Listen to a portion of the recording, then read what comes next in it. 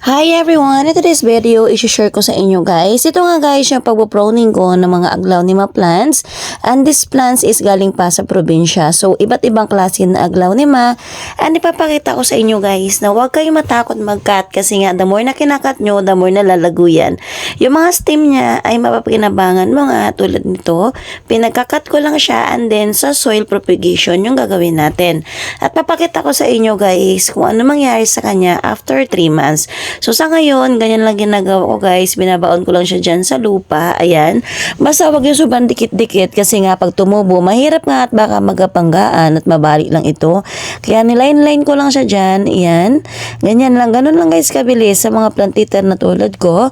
Try nyo gawin to guys. Yung ganitong ginagawa ko para sure na hindi masayang yung ating mga plants na kinakat natin. So, madali siya alagaan at hindi naman siya maselan. After 1 month and a half, ganito na nga siya guys, patubo na siya na patubo. Ayan, pansin nyo halos lahat naman ay successful. So, titingnan natin yung isang pot. Ayan guys, o kita nyo ba, medyo mahaba na siya. Ayan, and then after 3 months mamaya-maya lang, ipapakita ko sa inyo kung gaano nakaganda yung mga dahon nila. Basta guys, matyaga lang tayo, wag tayong mainip na magantay. Mostly matyaga tayo mag-propagate ng ating mga plants. So sa ngayon, ipapakita ko naman sa inyo guys, yung isang plants na mahaba na talaga in 3 months. Yan. After 3 months guys, kita nyo, sobrang ganda yung dahon nila. Mostly lahat ay successful.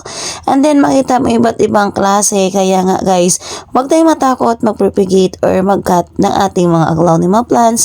This is guys the way para magparami tayo ng ating mga halaman.